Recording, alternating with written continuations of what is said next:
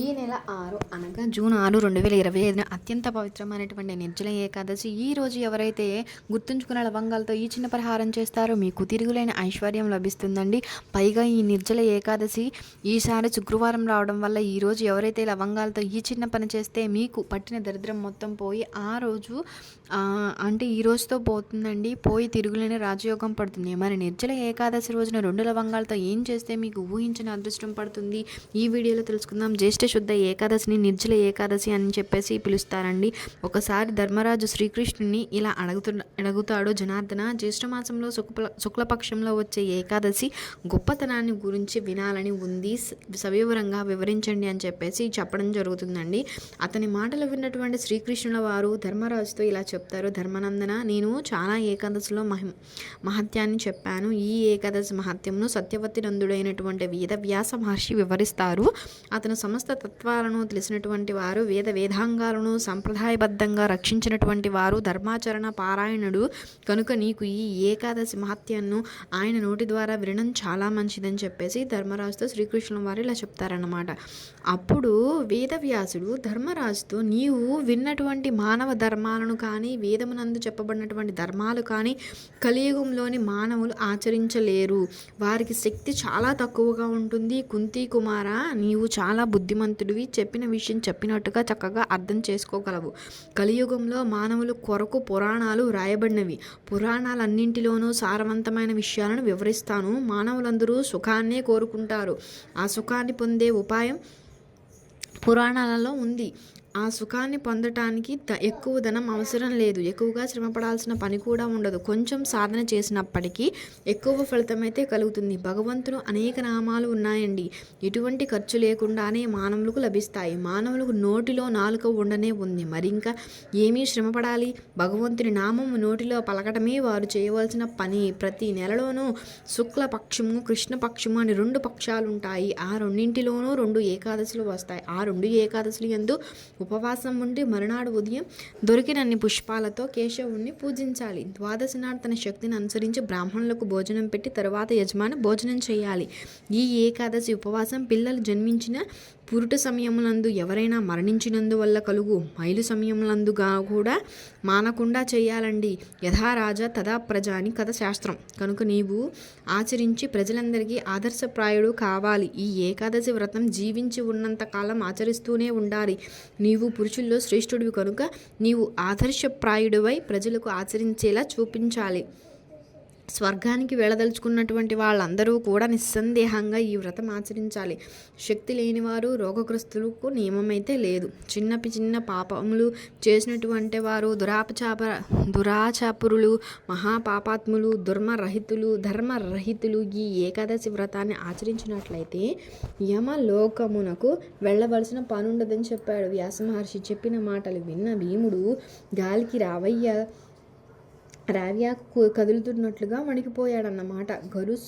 గురుస్వరూపుడైన వ్యాస మహర్షిని నమస్కరించి వ్యాస మహర్షితో, తాత, విశాలమైనటువంటి బుద్ధి కలవాడు, నేను అడిగే మంచి మాటలు విని మా అమ్మయగు కుంతీదేవి, ద్రౌపదిని కుమార్తె ద్రౌపది, మా అన్న ధర్మరాజు, మా తమ్ముడు అర్జునుడు, నా పినతల్లి కుమారుడైన నకులు సహదేవులు వీరందరూ కూడా ఏకాదశి నాడు ఆహారం ఏమీ తీసుకోరు. ఏకాదశి వచ్చినప్పుడల్లా మీరు కూడా ఏమీ తినకుండా ఉంటారు అనుకుంటా. భీమన్న, ఈరోజు ఏమీ తినవద్దు, ఉపవాసం ఉండు అని చెప్తూనే ఉంటారు. అప్పుడు నేను వారితో, నేను ఆకలికి ఓర్చుకోలేను, ఏ వస్తువును దానం చేయమన్నా శాస్త్ర ప్రకారం చేయగలను అని చెప్తారు. కేశవుని ఏ విధంగా పూజించమని చెప్తే ఆ విధంగా పూజ చేస్తా. అందువల్ల తాత, ఏకాదశి నాడు ఉపవాస వ్రతం చేయకుండా ఆ వ్రతం వల్ల కలుగు పుణ్యాన్ని సంపాదించే ఉపాయం ఏదైనా ఉంటే దయచేసి నాకు వివరించు అని అడిగారన్నమాట. అప్పుడు వ్యాసుడు భీమునితో, నీకు స్వర్గానికి వెళ్ళవలను అనినా నరకానికి వెళ్ళకూడదు అన్నట్లయితే శుక్ల కృష్ణ పక్షముల యందు 2 ఏకాదశుల్లోనూ ఏమీ తినకూడదు, ఉపవాసం చేయాలి అని అన్నాడు. దానికి భీముడు, తాత, నీకు నా గురించి అంతా తెలుసు కదా, నీ వద్ద నేను దాచేదేముంది? ఒక్క పూట భోజనం చేసి ఉండడమే నాకు సాధ్యం కాదు కదా, మరి నేను పూర్తిగా ఉపవాసం ఎలా చేయగలను? అగ్ని నా పొట్టలో నిరంతరం మండుతూనే ఉంటుంది. నేను ఆకలికి తట్టుకోలేనయ్యా అన్నాడు. అంతేకాదు, నేను ఎంత ఎక్కువ అన్నం ఎప్పుడు తింటానో అప్పుడే ఆ అగ్ని చల్లార్చి ఉంటుంది. మహాముని ఏడాది పడుకున్నా నేను ఏ ఉపవాసమో చేయలేను. కాబట్టి ఏదో ఒక్క ఏకాదశి మాత్రం చెప్పు. ఆ ఒక్క ఏకాదశి నాడు ఉపవాసం ఉంటే 24 ఏకాదశుల్లో ఉపవాస ఫలితం నాకు రావాలి. మరి ఆ ఒక్క ఉపవాసంతోని నాకు శ్రేయస్సు కూడా కలగాలి అని భీముడు ఏదో ఒక విధంగా ఒక్క ఏకాదశి నాడు అతి కష్టం మీద ఉపవాసం ఉంటానని చెప్పేసి చెప్తారు. అతని మాటలు విన్న వ్యాసుడు భీమునితో, భీమసేన, నీవు ధర్మరాజు అంతటి వాడివి, పైగా యువరాజువి. మన ధర్మశాస్త్రాలు మొదలైన వాటిల్లో చెప్పిన ధర్మాలను విన్నావు కదా, వేద ధర్మాలను కూడా విన్నావు. రాబోయే కలికాలంలో కూడా మానవుల పైన ధర్మాలను పాటించలేరు. వారంతా శక్తిహీనులు. తక్కువ శ్రమతో ఎక్కువ ధనం ఖర్చు కాకుండా సులభంగా ఆచరించే ధర్మాలు, ఉపాయాలు కావాలి. వారికి పురాణాలన్నింటిలోనూ సారము ఇదేనయ్యా. 2 పక్షములు ఏకాదశిలోనూ తినకూడదు. అంతకన్నా సులభమైన ఉపాయం ఇంకొకటి ఏది లేదు. దీనికి ఖర్చు ఏమీ ఉండదు, ఎక్కువ శ్రమ పడేది లేదు. నీ మంచి కోరి చెప్తున్నాను. ఏకాదశి నాడు ఏమీ తిననివాడు నరకానికి వెళ్ళడు. వ్యాసమహర్షి మాటలు విన్న భీముడు రావి ఆకు వలె గడగడ వణికిపోతున్నాడు. 1000 ఏనుగుల బలం కలవాడు భీముడైనా భయపడుతున్నాడు. ఇక మహర్షితో భీముడు ఇలా అన్నాడు, తాత, నీవు 1,00,000 సార్లు చెప్పినా కూడా నేను ఉపవాసం చేయలేను. అది కాకుండా ఎక్కువ పుణ్యం కలిగించే వ్రతం ఏదైనా ఉంటే చెప్పు. నీవు సర్వసమర్థుడవు కనుక నాకు అనుకూలంగా ఉండే వ్రతం ఏదైనా ఉంటే చెప్పు. ఆ వ్రతాన్ని చేయడానికి ప్రయత్నిస్తాను.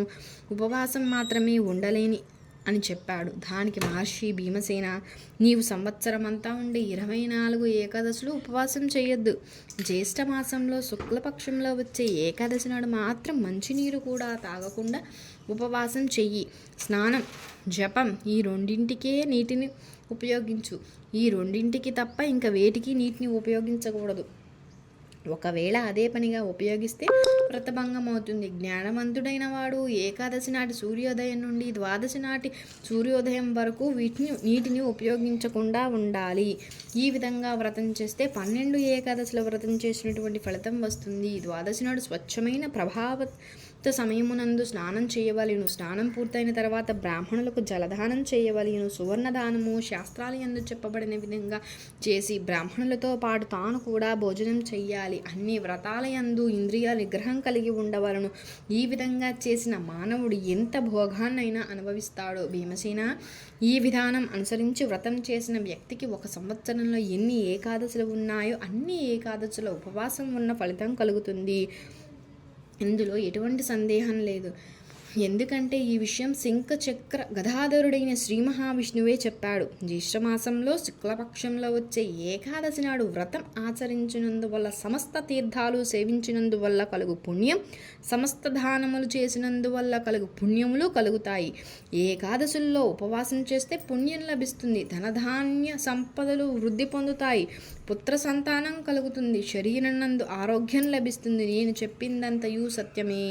ఇందులో ఇనుముడంత కూడా అబద్ధం లేదు. సాధారణంగా మానవుడు మరణించే సమయంలో భయంకరమైన పెద్ద పెద్ద శరీరములతో ఇనుప దండములు, పాశములు ధరించిన యమదూతలు కనిపిస్తారు. ఈ ఏకాదశి రోజు ఉపవాసం చేసిన వారికి యమదూతలు కనిపించరు. వారికి విష్ణుదూతలు మాత్రమే దర్శనమిస్తారు. విష్ణుదూతలు సామాన్యంగా ఉంటారు. పట్టు వస్త్రాలు ధరించి చేతిలో చక్రం పట్టుకొని మనోవేగంతో సంచరిస్తూ విష్ణు భక్తులు కనిపిస్తారు. అంత్యకాలంలో వారిని దివ్యమైన విమానాలపైన ఎక్కించుకుని వైకుంఠలోకం చేరుస్తారు. కాబట్టి శతవిధాల ప్రయత్నించి ఈ నిర్జల ఏకాదశి వ్రతం చేయవలెను. వ్రతం పూర్తయిన తర్వాత నీటి యందు పనుకొని ఉన్న గోవును దానం చేయవలెను. ఈ విధంగా దానం చేస్తే మానవుడు సమస్త పాపాల నుండి విముక్తి పొందుతాడు. ఈ విధంగా నిర్జల ఏకాదశి వ్రతాన్ని విన్న పాండవులందరూ సవివరంగా ఈ వ్రతం ఆచరించారు. అప్పటి నుంచి భీమసేనుడు ఈ నిర్జల ఏకాదశి వ్రతం చేయడం మొదలుపెట్టాడు. ఈ ఏకాదశి తర్వాత వచ్చే ద్వాదశిని పాండవ ద్వాదశి అని కూడా పేరండి. ఈ ఏకాదశి భీముడు ఆచరించడం వల్ల భీమ ఏకాదశి అని కూడా పిలవడం జరుగుతుంది. అలాగే ఈ ఏకాదశిని పాండవ ఏకాదశి అని కూడా పిలుస్తారు. ఇక భీముడు ప్రాతకాలంలో నిద్రలేచి ఈరోజు నేను అన్నం తినకూడదు కదా భగవంతుడా అని మనసులో బాధపడుతూ 2 జాముల వరకు గడిపాడు. ఆ పైన ఆకలి మంట తట్టుకోలేక గంగానదిలోకి ప్రవేశించాడు. 3వ జాములో నిదానంగా స్నానం చేశాడు. ఆ స్నానం వల్ల అతని కడుపులో మంట కాస్త తగ్గింది. రాత్రిపూట జాగరణ కూడా అతి కష్టం మీద చేశాడు. తాతగారి మాటల మీద నమ్మకం ఉంచి భీముడు ఈ విధంగా నిర్జల ఏకాదశిని ఆచరించడానికి అలవాటు పడ్డాడు. నిర్జల ఏకాదశి నాడు 2 యామములు దాటిన తరువాత భీముడు స్నానం చేసిన విధంగా అందరూ స్నానం చెయ్యాలి. అపరాహ్న నందు 2వ స్నానం చెయ్యాలి. ప్రాతకాలంలో చేసే స్నానం సంధ్యావందనం మొదలైన వాటిని తప్పక చేసి తీరాలండి. మధ్యాహ్నం వరకు స్నానం చేయకుండా ఉండకూడదు. స్త్రీలకైనా పురుషులకైనా మేరు పర్వతం మందర పర్వతంతో సమానమైన పాపరాశి అంతయు ఈ ఏకాదశి ప్రభావం వల్ల బూడిదైపోతుంది. ఈ నిర్జల ఏకాదశి నాడు ప్రతి జాములోనూ స్నానం చేసిన, దానం చేసిన, జపం చేసిన, హోమం చేసిన ఆ మానవుడు ప్రతి జాములోనూ కోటి ఫలములను బంగారమును దానం చేసినటువంటి ఫలితం పొందుతాడు. చేసిన ప్రతి పని ప్రతి దానం అక్షయం అవుతుందని శ్రీకృష్ణుడు చెప్పారు. ఈ నిర్జల ఏకాదశి వ్రతాన్ని ఆచరించిన వారికి ఇతర ధర్మములతో పని లేదు. భక్తి శ్రద్ధలతో ఈ వ్రతం ఆచరించినటువంటి వారికి వైకుంఠాన్ని పొందుతారు. ఈ ఏకాదశి రోజు అన్నం తినే మానవుడు పాపమును భుజించినట్లే అవుతుంది. అటువంటి మానవుడు ఈ లోకంలో చండాలునితో సమానము. మరణించిన తర్వాత దుర్గతినే పొందుతాడు. బ్రహ్మహత్య చేసిన వారు, కళ్ళు త్రాగిన వారు, దొంగతనం చేసిన వారు, గురువుకు ద్రోహం తలపెట్టిన వారు, ప్రతి నిత్యం అబద్ధమాడేవాళ్ళు వీరందరూ కూడా ఈ వ్రతాన్ని ఆచరించిన ఆయా పాపాల నుంచి విముక్తి పొందగలుగుతారు. ఏ మానవుడు ఈ నిర్జల ఏకాదశి మహిమాన్వితమునకు సంబంధించిన కథను భక్తి శ్రద్ధలతో వింటారో చదువుతారో వారందరికీ స్వర్గాన్ని పొందుతారు. ఈరోజు నీరు కూడా తీసుకోకుండా ఉపవాసం ఉండాలి. కానీ అలా ఉండడం ఈరోజు సాధ్యపడదు. కాబట్టి దీనికి ఇలా చేస్తే మాత్రం ఈ నిర్జల ఏకాదశి వ్రత ఫలితమైతే కలుగుతుంది. దీనికోసం ఈరోజు ఓం త్రివిక్రమాయ నమః అనేటువంటి ఈ చిన్న మంత్రాన్ని 21 సార్లు ఉదయం స్నానం చేయగానే చదువుకుంటే ఈ నిర్జల ఏకాదశి ఫలితాన్ని అందరూ పొందుతారండి.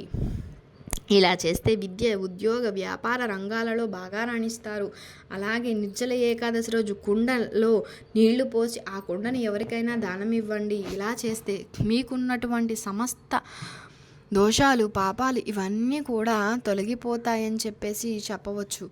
కుండలో నీళ్లు కనుక మనం దానం చేసినట్లయితే మన జాతకంలో గ్రహదోషాలు, జాతక దోషాలు అన్నీ తొలగిపోతాయి. ఇలా కుండ దానంగా ఇస్తే, లేదా పెసరపప్పు దానం చేస్తే, లేదా బెల్లం దానం చేస్తే, లేదా ఆవు నెయ్యి దానం ఇస్తే మీకు విశేషమైన ధనలాభం కలుగుతుంది. కాబట్టి కుండలో నీళ్లు పోసి కుండను దానంగా ఇవ్వండి. లేదా కేజీ పెసరపప్పు ఆకుపచ్చ వస్త్రంలో కట్టి దానంగా ఇవ్వండి. లేదా 1 కేజీ బెల్లాన్ని ఎర్రని వస్త్రంలో కట్టి దానం ఇవ్వండి. లేదా 1/2 కిలో ఆవు నెయ్యి దానంగా ఇవ్వండి. వీటిల్లో ఏ దానం ఇచ్చినా కూడా మీకు జాతక దోషాలన్నీ తొలగిపోతాయి. గ్రహ దోషాలు తీవ్రత తగ్గుతుంది. ధనలాభం కలుగుతుంది. ఆర్థిక, ఆరోగ్య, కుటుంబ సమస్యల నుంచి సులభంగా బయటపడవచ్చు. అలా అనుకున్న పనులు త్వరగా నెరవేరుతాయండి. అలానే ఈరోజు ఓం నమో నారాయణాయ అనేటువంటి అష్టాక్షరి మంత్రం ఎక్కడైనా సరే విష్ణు సంబంధమైన ఆలయంలో కూర్చొని 21 సార్లు జపం చేసుకోండి. ఆలయంలో ధ్వజస్తంభం దగ్గర 8 ఒత్తులు వేసి ఆవు నెయ్యితో దీపం పెట్టండి. ఇలా చేస్తే నిర్జల ఏకాదశి సందర్భంగా అన్ని శుభాలే కలుగుతాయి. ఇక ఈరోజు స్నానం చేసేటువంటి నీటిలో 21 వేపాకులు వేసుకుని ఎవరైతే స్నానం చేస్తారో అలాంటి వారికి జన్మల పాపాలు, దరిద్రం మొత్తం పోయి వారికి ఒంటిలో ఉన్న సమస్త వ్యాధులు, పీడలు మొత్తం పోతాయి.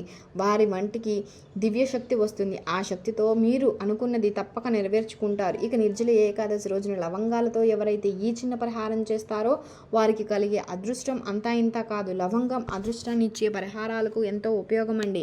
పరిహార శాస్త్రంలో లవంగాలకు ఎంతో పేరు ఉంది. లవంగాలతో ఎన్ని అద్భుత పరిహారాలు మన పూర్వీకులు చెప్పారు. ఎంతో లాభాన్ని పొంది అవి మన తర్వాత తరం వారికి పరిచయం చేశారు. ఈరోజు ఇంట్లో ఆర్థిక సంక్షోభం ఉన్నటువంటి వాళ్ళు, కష్టాలు ఉన్నవాళ్ళు, బాధలు ఉన్నవాళ్ళు ఈరోజు లక్ష్మీదేవిని అమ్మవారికి ఒక ఎర్రటి పువ్వుతో పాటు 2 లవంగాలు పూజలో సమర్పించండి.